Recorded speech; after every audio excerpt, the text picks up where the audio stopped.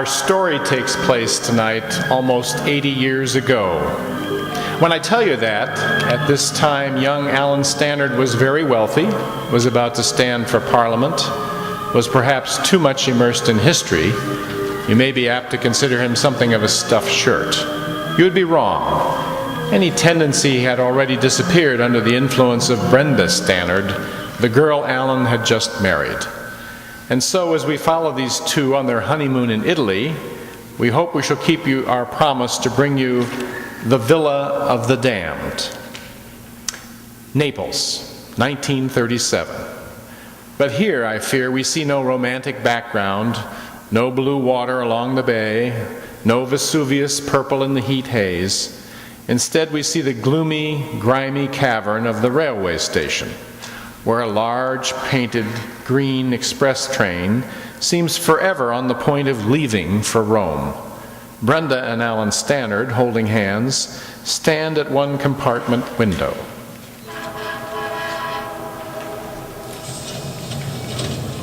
Presto tempo, il treno dipartete, presto tempo.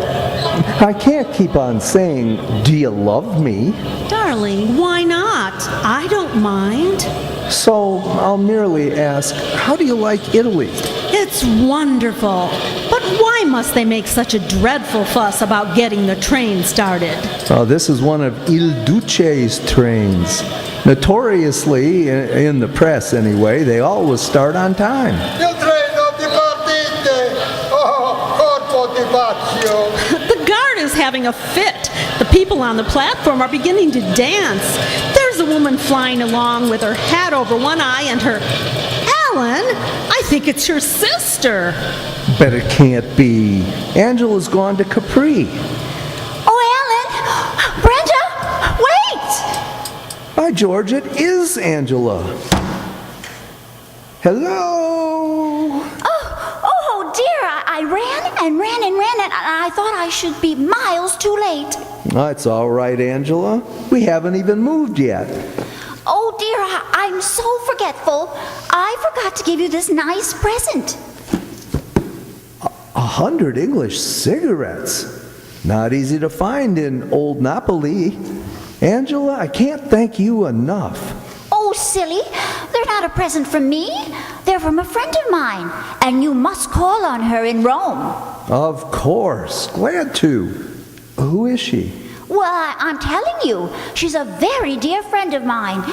Well, though, of course, I only met her for a few hours in London. And you mustn't mind if she's terribly, terribly religious and has a clergyman there most of the time. She's keeping sin at bay. Brenda, I didn't mean religious in that way. Oh, she's beautiful and blonde and very fascinating. You mustn't let Alan see her too often. Who is this friend of yours? What's her name? Bianca di Carpi. Bianca de Carpi? You sound as if you know her. No, never met her. But I've read a good deal about her family history. Daggers, poison, and treachery for more than 500 years. Please, Alan, I don't really like that kind of talk. But you can't deny it has a certain sort of fascination.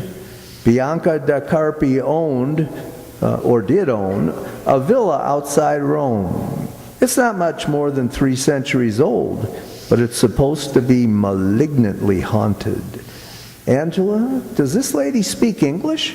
Oh, but I've been trying to tell you. She is English. Oh? Oh, and that villa of hers. Oh, it's a lovely villa beyond the Aventine Hill. Although they've built a horrible new suburb straight up to it, she says. But there's a most unpleasant murder there about 300 years ago or something. A murder? Yes, I know. And Bianca's all dreamy about it and wrapped up in it and positively foolish. I want to warn you. Warn me? Of what? Well, you mustn't let her persuade you to... Oh dear! What did you say? I mustn't let her persuade... what? What? Il treno! Look, brother, I don't want to butt in, see? But Il treno! You speak the English? You American? What do you want? strictly besides ourselves, Captain, did that train pull out on time or no? What in Sam Hill do you mean, shh? The engine driver, he's a pushing his clock back 20 minutes. So it's all right, eh? Viva il duce, il treno di partite.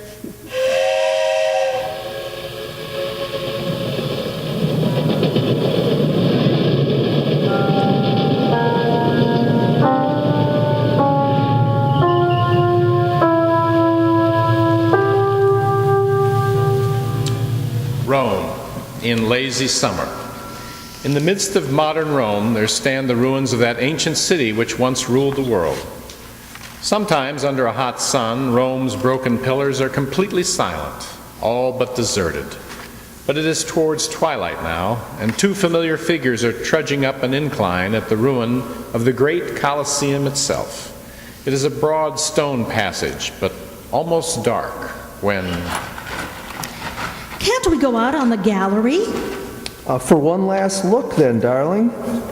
Give me your hand. It's only half a dozen steps more. Here's the entrance. Don't be afraid of falling. There's a stone balustrade round the gallery, and they've put up iron railings where the masonry's crumbled.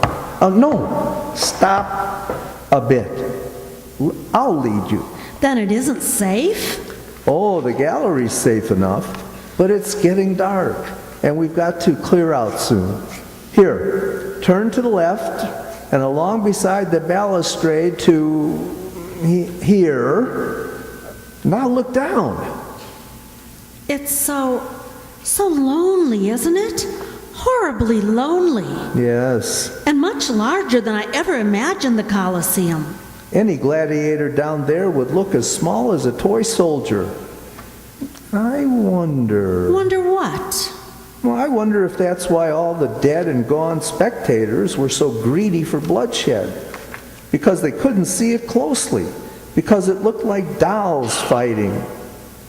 And I also wonder, Brenda, whether I could stir up any ghosts. Oh, how?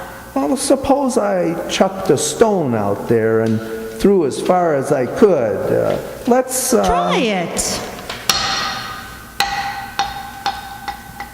Nice. There. That must have bounced as far as the arena. According to all the rules, I ought to get a reply. The roar of a lion, maybe, or the clash of steel. Morituri te salutamus! But there's no answer, you see. None at all. Tell me, Alan, where did you get this sudden obsession with murder and ghosts? Oh, I don't know. Old books and hobbies, I suppose. The influence of Italy. Anything you like. Then tell me something else. Did you send a message to that woman today? What woman? Oh, at least don't lie to me. You know the woman I mean. That Signora de Carpi, the beautiful widow with the villa. Here we are in Rome. Did you send a message to her? No, I did not. I'm glad. Now look here, Brenda. If you think the De Carpi woman means anything to me, or that I've ever even set eyes on her, you're wrong. She had to be thanked for those cigarettes. It's only right. All I did to set you off here was imagine things and chuck a stone over the parapet, like this one. Yeah, you don't understand, but I can explain in 2 seconds. The whole thing was caused by... Stop a bit. That's damn funny. And what's so funny? That last stone I threw, it didn't land anywhere. There was no sound. No? Well, come to think of it, there wasn't. Well, it probably fell into the sand or dirt, or we simply didn't hear it fall. Sand or dirt? Where? I can't throw straight to ground level without hitting the stands. And the whole Coliseum is as quiet as a tomb. Oh, why bother about it? Because there's a very odd game going on. Well, I didn't want to scare you, but I think somebody or something has been following us all day. Now that last stone, I didn't even throw it much. It slipped out wrong. I just flipped it. I'll bet it must have fallen into the gallery below this one. You're not climbing down there. I don't need to climb down. I can go by the gallery entrance underneath this. Nonsense. Most of the galleries are wrecked or gone completely. There's an iron bar across the entrances, and it's nearly dark. You'll kill yourself if you fall. Oh, not if I'm careful. You're never careful. Alan, if you break your leg, there goes our honeymoon. And I can't carry you. Alan, please. Now you stay here. I'm just within call. Stay here, and I can be back in 2 minutes. Fine. Don't listen to me. It's just a rock. Alan. Alan!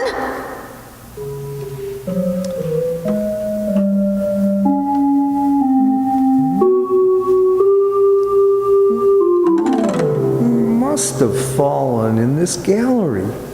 Must have. Easy, son. You'll be over the edge. It must have landed. Just about here, senor, where I am sitting, yes? Who's there? Who are you? I'm only Pietro, senor. Poor Pietro, fat Pietro. I doff my hat, ecco. There are holes in it. Yet a man of more nobility than my poor clothes might show. Shall I prove myself your friend?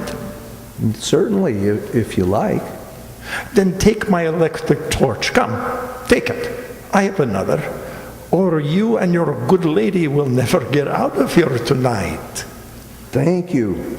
A flashlight. I do need it. When shall I return it? No bother.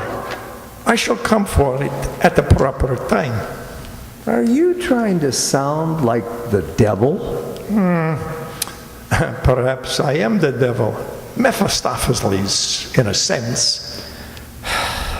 If you'll forgive me, Senor Pietro, I'm looking for... A stone. See, here it is. I caught it. You caught it? How did you catch it? Well, I think perhaps you are the sort of young man, impetuous, do I say, who will rush to seek it. If not, well, there are many other ways I may speak to you alone when your wife is not there. Are you by any chance the man who's been following us all day? Scusamente, sì. Now look here. Softly, young man, softly. Your voice down. The lady above must not hear our words as I have heard yours. I have done for you one favor, see? Yes, granted. The light. Well, I can do you another, believe me. If you will answer a question, if you will not pardon, because all English and say, this is none of my business. Fire away then. What's your question? This morning at Hotel Patronato, you have received a letter from the Signora da Carpi. Yes, I did. And it was a large, beautiful letter with a monogram as well as crest, and so delicately perfumed. Have you seen this letter? Only the outside, alas. But I guess what is in the letter. All right, try. This so pious lady, with her Church of England parson in attendance, has heard from your sister of your interest in the dead. If you want to try an experiment this night, if you would see Duke Niccolo himself rise, stabbed from his grave, you must come to the Villa da Carpi. A car will call at your hotel at 10 o'clock tonight. But you must not bring your wife. You must not even tell her, else it would frighten your poor young lady. Wait a minute. Do you think my wife noticed that letter? Oh, my poor friend, a large letter, monogrammed and perfumed, and a woman does not notice it? But Brenda didn't say anything. She didn't say a word about it. Oh, corpo de vaca. Oh, stop acting so mysterious. You're not Mephistopheles. Signor Standard, you have not long been married, no? No, only 6 weeks, but Do you think any woman, when she is hurt, will at once speak out? A woman should not say, she thinks. She brood. Inside her, the fury grows and grows and grows. And then when you least expect it, boom! However, all this you will learn, but you will go to the Villa da Carpi tonight, yes? yes, I certainly intend to. And the De Carpi woman is right. It would scare Brenda. Ah, bene, bene, good. I congratulate you. This is very wise. You will not take your wife. Oh, I most certainly will now. Either Brenda goes or I don't go myself. Haven't there been enough misunderstandings already? I'll explain the whole thing to Brenda. You will not be warned? Against what? I can't say. Then I can't agree. As you please. But permit me, Signor, to change one word of the Latin phrase I heard you give.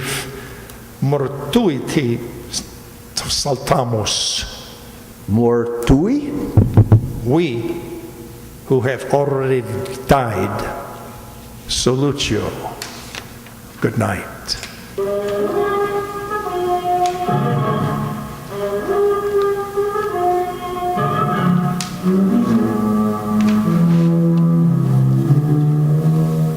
Of course, at the Patinello Hotel, there was reconciliation, and Brenda wept, and Alan swore, and both fervently said that never again would there be a misunderstanding.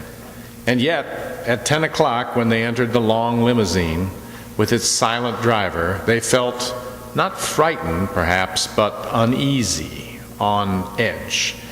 They guessed what would happen at the villa, or did they?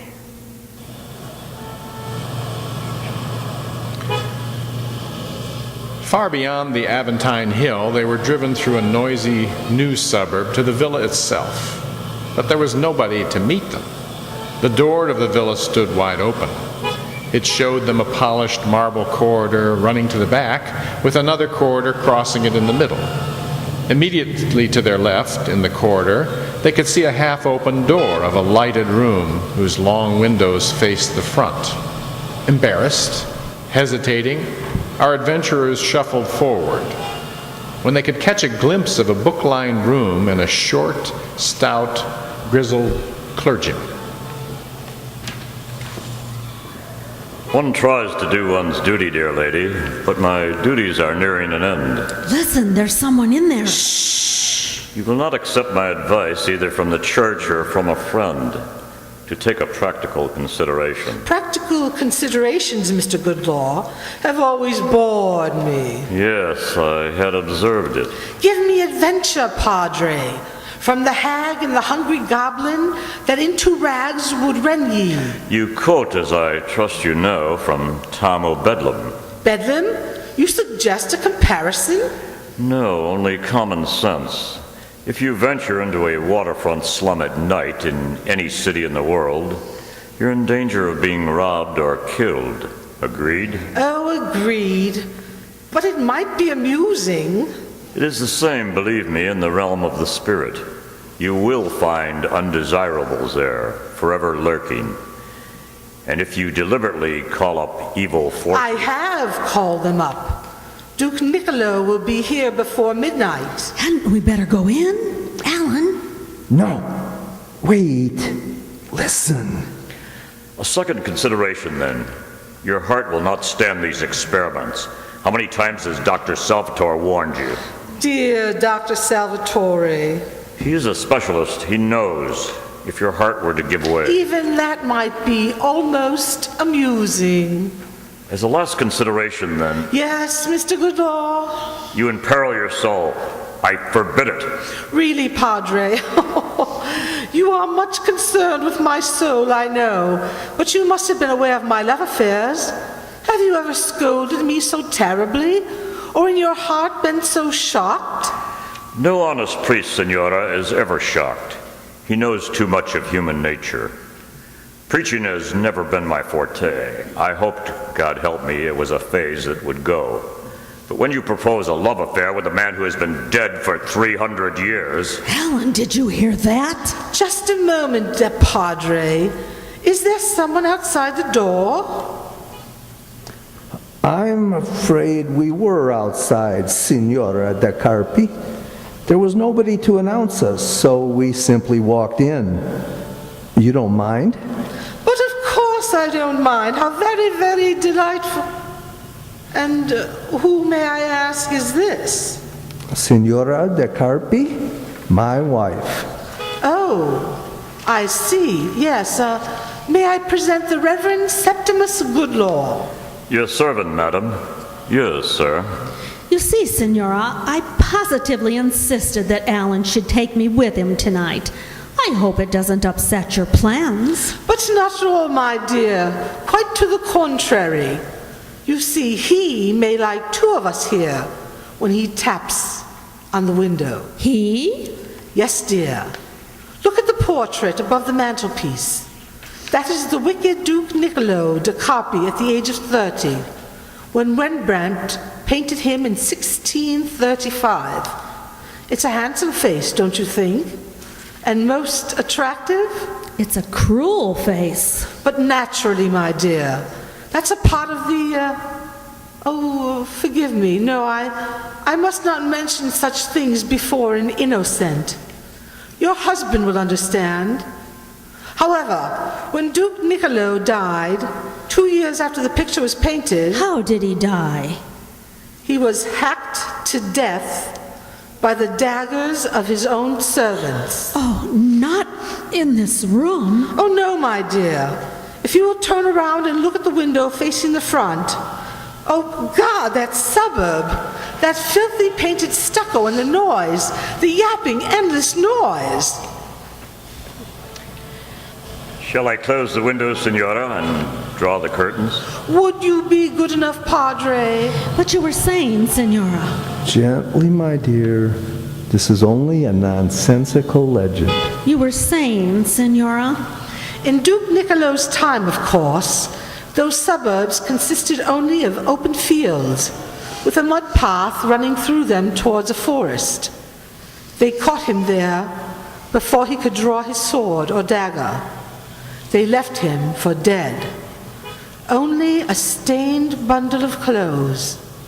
But in my dearest friend, my sweetest Duke, there was a power of will greater than life. He crawled forward along the path to those windows. If only he could enter the house and reach the talisman. What talisman? I've never heard of a talisman. Patience. You will. If he could find the talisman, this luck charm which had so often saved his life, he felt he might live. He reached the middle window. There. He stood up. He scratched at the glass. There, he fell dead. If you don't mind, we'll stop upsetting my wife with all this. A straight question, Signora. Have you ever seen this Duke Niccolo in the house? No, never. Outside the house, then? I don't know, but sometimes at twilight, yes, I am sure I've seen him. Where? Outside the middle window, pressed against the glass, with his white face and the dagger wound through one eye. What was that? Forgive me, Mrs. Standard. I was only closing the curtains on the middle window. Red velvet can be so heavy. As for the other windows... Why are you so sure, Signora da Carpi? His ghost will come in here tonight? Because I have found the talisman. The real, original talisman. Riccardo of the Piazza del Popolo searched all Europe before he found it. This afternoon, there will be certain rites. Oh, Niccolo will be here. Now come with me. Where? No matter. All of you, come with me.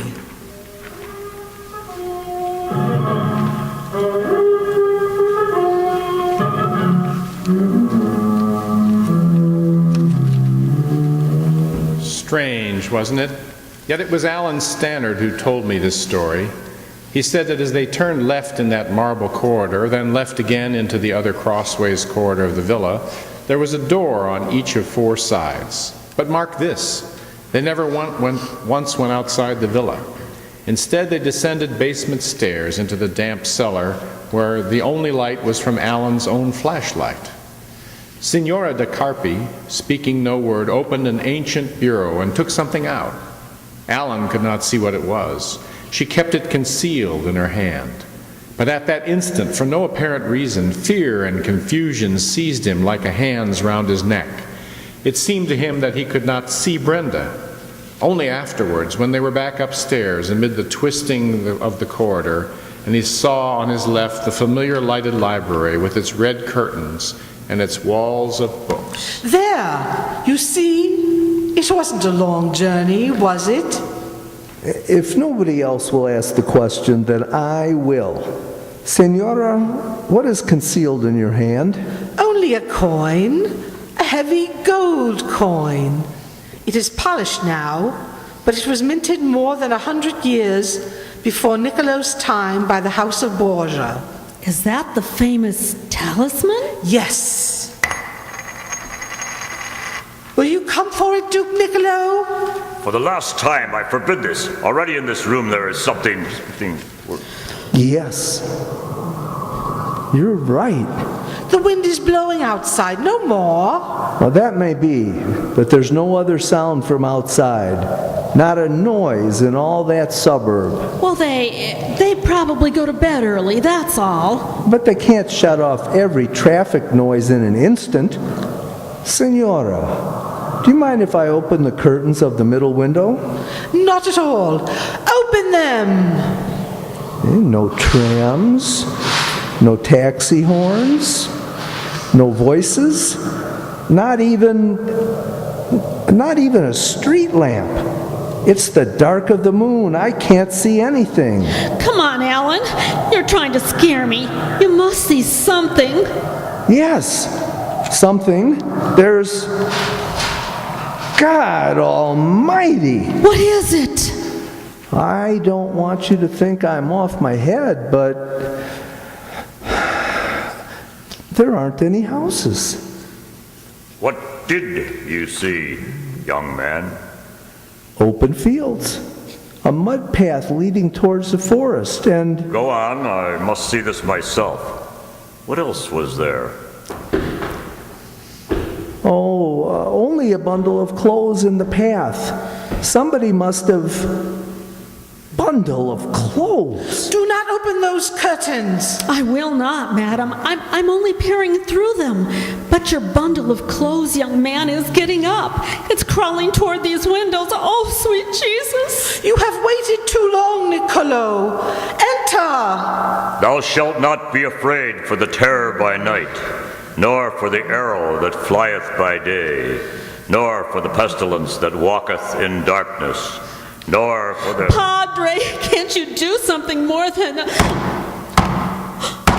Enter, Niccolo! Enter! What the... Stand back, everyone! Stand back, please! 1,000 times she has been warned. Her heart? Yes, she is gone, leaving only all the indiscreet letters to shock even Rome. Now she is dead as... Who is outside there? I'm going to see. The cross of God between us and harm. Stand back! I'm not going to stand back, thanks. I think this is a fake. This whole thing is a fake. Whoever or whatever is out there, I challenge you. Come in. Come on in.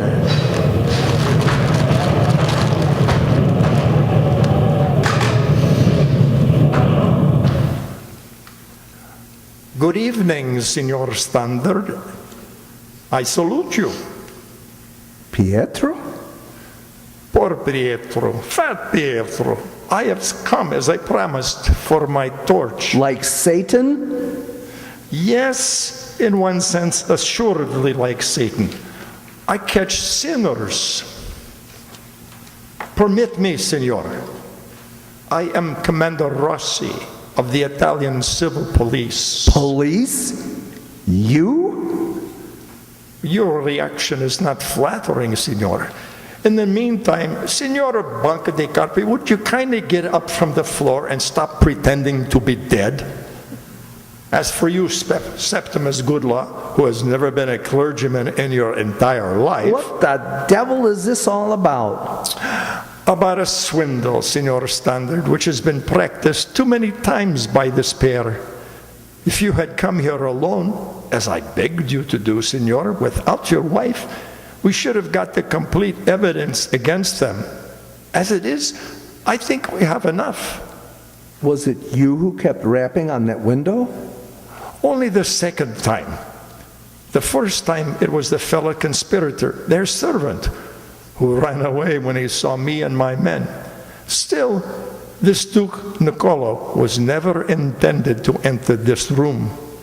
But how could they swindle anyone by just staging a fake ghost appearance? Ah, that is the beauty. Now tell me, when our gracious lady dropped dead, what was the first question you asked this pious clergyman? I asked if she had had a heart failure. Bene. And how did you know of this supposed heart condition? Because Brenda and I heard... Yeah, you heard everything when you first arrived, as you were meant to hear it. Now again, when the lady apparently died, what else did this good man say to you? I don't know. Something about a scandal. Letters to shock Rome. Ah, bravissimo. You are wealthy, yes? You would enter politics, yes? Then suppose you came here alone. The lady dies of a heart attack. But the signora is known all over Rome as, shall we say, not of good reputation. The good parson cries out that there will be a great scandal unless very much money is used to bribe the police and hush it up. Does your wife not already suspect you? If you protest that you are merely looking for a ghost, the roar of ridicule will never leave you. You would have paid, my friend Alan Standard, believe me. You would have met his price. But I did bring Brenda. Then why did... Yes, why did they go through with it? I wonder. Then let me tell you, my dear Bianca's love of playing a part, anywhere. Shut up, you fool! They can't prove anything. Let them try to prove it. As for me, my dear, I am tired of ministering, in the literal sense, to your hysterics. What a damn sort of life a real parson must lead. But Signor Rossi, At your deepest service, Signora Standard. these people may be swindlers, but they aren't magicians. They can't make a whole suburb disappear and put open fields in its place. Ah, come, Signora, that was the easiest of all. Both you and your husband can tell us how. No. I'm hanged if I can. Oh, listen to me. When you went to the cellar, you went out of the library and turned to the left. You entered the crossways corridor and also turned to the left. Then you went downstairs. When you returned, therefore, any turning must have been to the right. Yes? Yes, naturally. And yet, if you think back, you still saw the library door on the left. Am I correct? I hardly remember. I do. It was left. You mean they actually took us to another room, decorated exactly like the first? But this room is at the back of the villa, and with its windows... Its windows, of course. Looking out on the open fields, you always knew were there. I explain miracles, Signora. Behold, I am again Mephistopheles.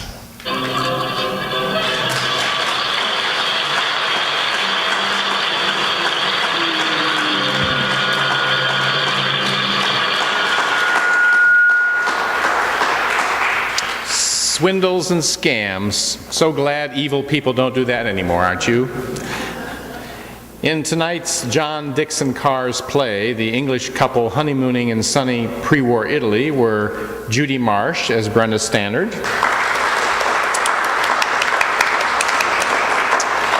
and Jay Summerfield as the target of a planned political scandal, Alan. The part of Alan's sister, Angela, was taken by Donna Amesmeyer. And the conductor, using his best Italian accent to get the train rolling almost on time, was John Shefke.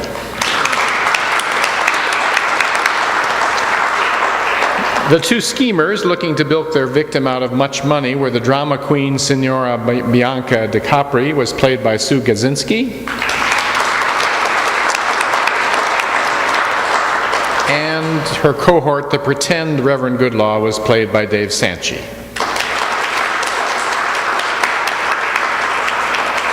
Doing his job to avert the plot was the clever Pietro Rossi, commander of the Italian civil police, better known as Roger Morris.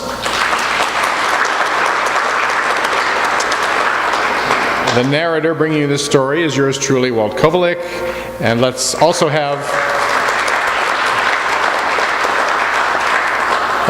a special hand for our sound effects creator, Marty McNulty.